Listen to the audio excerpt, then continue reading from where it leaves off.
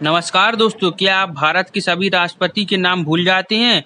तो आज हम आपको एक मज़ेदार कहानी बताएंगे जिससे सभी राष्ट्रपति छुपे हुए हैं। हाँ, आपने सही सुना, यह कहानी ऐसी है कि एक बार सुन लेंगे तो जिंदगी भर नहीं भूलेंगे। चलिए शुरू करते हैं एक कहानी जो ट्रक के साथ भारत के सभी राष्ट्रपति को याद करेंगे। यह रही एक ट्रक जिसे आप ध्यान से सुनिएगा। राजा, राधा, जा, बी फर नील, ज्ञान बे शंकर, नारायण, कलाम, प्रतिभा, प्रणाम, कोविंद, मुर्मू। यह एक छोटी सी लाइन है, इसे आप याद कर लीजिए, इससे सारे राष्ट्रपति याद हो जाएंगे। चलिए स्टार्ट करते हैं। बहुत समय पहले राजा से याद करेंगे राजेंद्र प्रसाद। इनका 1950 से 1962 तक रहे नाम का एक समझदार व्यक्ति था। वो चाहता था कि उसके देश में ज्ञानपुर में शिक्षा और न्याय फैले।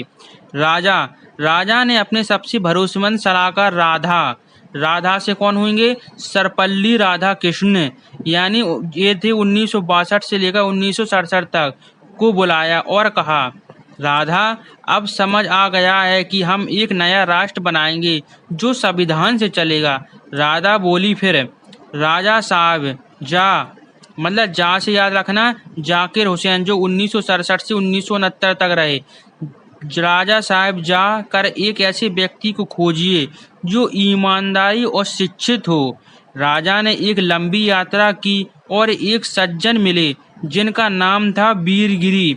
तो वीरगिरी से याद रखेंगे, वीरगिरी, बी गिरी, जो 1969 से 1974 तक रहे।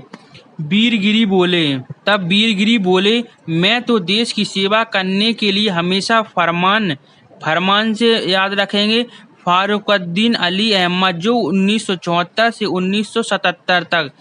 फराउद्दीन बोले, फरमान का पालन करता हूँ। राजा ने खुश होकर कहा, ठीक है, तुम्हारे जैसे लोगों की ही नील गगन से याद रखेंगे नीलम संजीव रेड्डी, जो 1977 से 1982 तक रहे।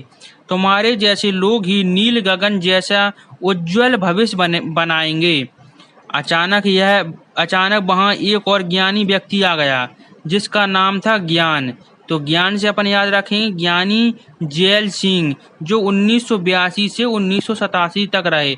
ज्ञानी जैल सिंह उनकी बात सुनकर कहने लगे, सबने कहा, वह ज्ञान की असली ताकत है। राजा ने ज्ञान सिंह को अपना सलाहकार बनाया और बोले, अब हम ज्ञानपुर को आगे जाने के लिए बे से आर बेकेट रमन, जो 1987 से 1992 तक रहे, यानी बेकेट रमन को भी बुलाते हैं। बेकेट रमन आए और सबको जोड़ने लगे।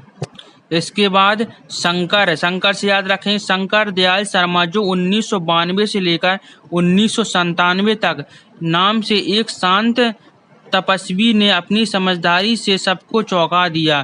शंकर दयाल ने कहा, अब देश को चलाने के लिए हमें नारायण से याद रखेंगे KR नारायण, जो 1997 से 2002 तक जैसी सेवक की जरूरत है।